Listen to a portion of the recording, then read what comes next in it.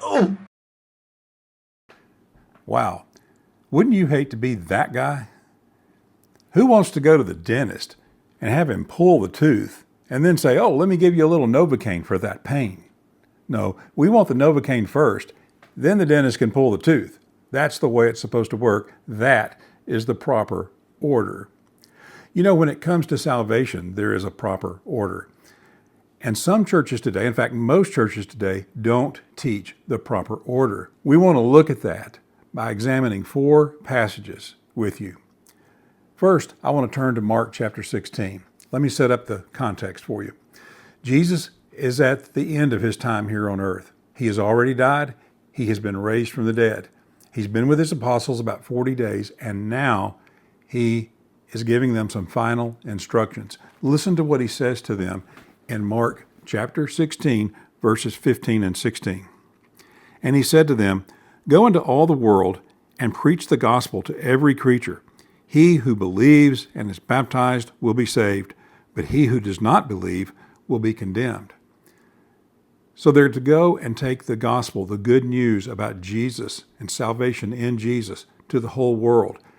And what are they supposed to teach people about their response to that good news? Well, in verse 16, he says, "He who believes and is baptized shall be saved." Do you see the order? He who believes and is baptized shall be saved. But what do most churches today teach? They teach that he who believes is saved, and then they can be baptized later, maybe at the baptismal ceremony. That's not what the Bible teaches, is it? Which one is the proper order? Is there a difference between the two? There certainly is, and there is an order to salvation that must be followed in order for it to be accomplished. Look with me at another passage, Acts chapter 2. In Acts chapter 2, the context is about 10 days after what we read here in Mark 16. 10 days later, the apostles are in Jerusalem. The Holy Spirit comes on them. In the process of that, there is a loud noise in Jerusalem created by the Holy Spirit, and it causes people to come together to see what's going on. That gives the apostles an opportunity to teach the gospel about Jesus Christ to those people, to those Jews. And Peter's sermon is recorded, and he starts talking to them about Jesus, a man. And he will take the scriptures and he will show that Jesus was not only a man, but he was their Lord and Christ, according to verse 36, that he died, that they killed him actually, and that he was raised from the dead, just as the scriptures said. Verse 37 tells us that those people were convicted. They were cut to the heart, and they said, "What must we do?" And Peter's answer is in Acts chapter 2, verse 38. Let's look at what Peter had to say. Acts chapter 2, verse 38. Then Peter said to them, "Repent, and let every one of you be baptized in the name of Jesus Christ for the remission of sins, and you shall receive the gift of the Holy Spirit." Listen to what he said. Listen to the order. He says to repent and be baptized. And what will God do? He will give them the remission of their sins. What do people in churches today teach? Well, they teach that all you got to do is believe and repent, and God's going to give you the remission of your sins. And then you can be baptized sometime later when we have our baptismal ceremony. Is there a difference? Does the order matter? Which one is what the apostles taught? Let's look at another scripture. In Acts chapter 22, verse 16, the Apostle Paul is telling the story of how he became a Christian. He was on his way to Damascus. He was a Jew. He was a very important Jew, and he was persecuting Christians because he did not believe that that was the right way. And on his way to Damascus, Jesus confronts him with a blinding light, and Paul says, "Who are you?" And he said, "I'm Jesus, whom you are persecuting." And he said, "What would you have me do?" And Jesus tells him to go into the city of Damascus, and he would be told what he must do. He's there for 3 days, and he prays. Ananias is sent to him, and he comes and he tells Paul what God has in mind for him to do for him. And then there's something that Paul needs to do. Look at Acts chapter 22, verse 16. And now, why are you waiting? Arise and be baptized and wash away your sins, calling on the name of the Lord. Listen to the order. He's to arise and be baptized, to wash away his sins, calling on the name of the Lord. Well, what do churches today teach? Well, they teach that all a person needs to do after they've believed is arise. And then their sins are washed away. And sometime later, they can be baptized. Is that what Ananias told Paul? In fact, it's interesting because it's pretty obvious that Paul believed in Jesus there on the road to Damascus. Because he said, "What would you have me do, Lord?" He seems to be pretty convinced that Jesus is Lord. Not only that, he goes into the city and he's there for 3 days and he's praying. But he hasn't gotten the forgiveness of his sins yet, has he? Because Ananias tells him, arise and be baptized and wash away your sins. What, in the water? No, in Jesus' blood. But the baptism was necessary to connect him to that blood. Look at the order. Arise and be baptized and wash away your sins. Is there a difference in that and what most churches teach today? There certainly is. One final passage that I want to look at with you is found in 1 Peter chapter 3. In this chapter, Peter is talking about what happened in the days of Noah. And he says that in the days of Noah, 8 people were saved by water, interestingly enough. We're talking about Noah and the flood. Then he compares that in verse 21, 1 Peter 3, verse 21. He compares that to something that has to do with us. Look what he says there in 1 Peter chapter 3, verse 21.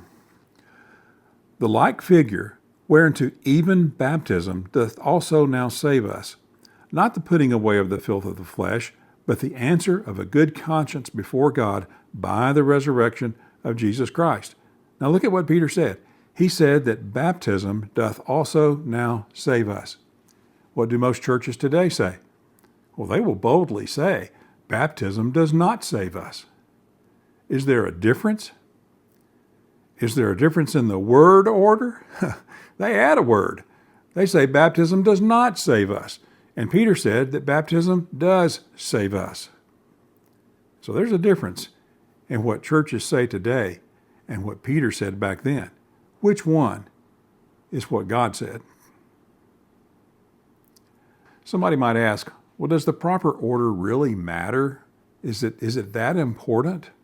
Well, I want you to notice what Paul said to Timothy in 1 Timothy chapter 1, verse 13.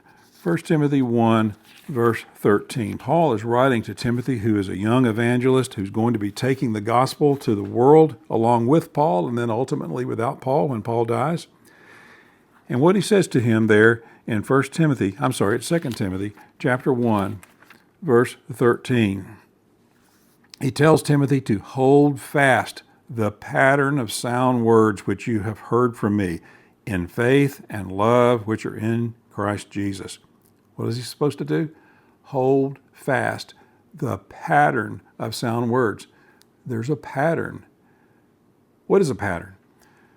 Anyone who sews knows what a pattern is. You cut out the pattern, you lay it on the material, you cut out the material, and then you sew it all together, and you end up with a garment.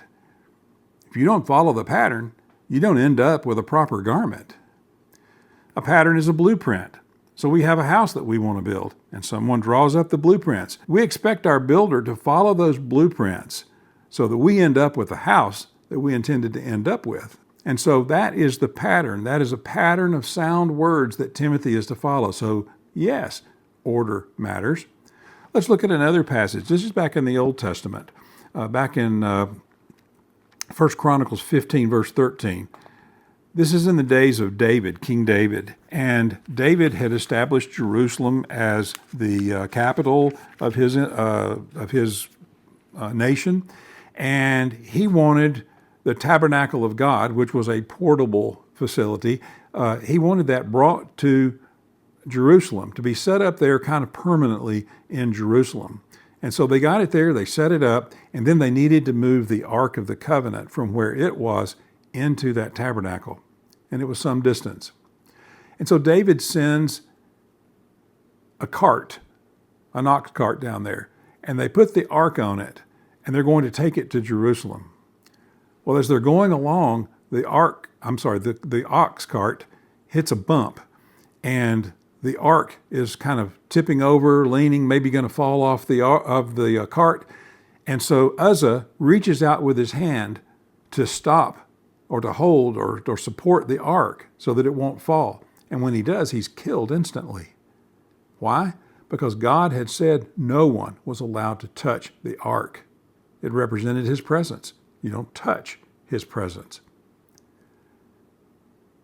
Uzzah has been killed, and David is very, very upset about it. And so some time goes by before David tries again. But he does try again, and he does take that ark to Jerusalem. But look what he says to the Levites who were supposed to carry the ark. 1 Chronicles 15, verse 13. For because you did not do it the first time, the Lord our God broke out against us. Why? Because we did not consult him about the proper order. Now, how would they do that? How would they consult God? Was David supposed to go to some place and pray and ask God about the proper order? No. It was written down in the Bible. It was written down in the Word of God that they had exactly how the ark was to be transported. It was to be transported by poles that they would stick through rings in the side of the ark, and the Levites would pick it up and carry it so that no one touched the ark. They touched the poles, not the ark. And David said that the reason that God broke out against them, in other words, the reason Uzzah died, was because they did not consult him about the proper order. They didn't look in the Bible to find out what God wanted. And so order matters. It matters when you go to the dentist, doesn't it?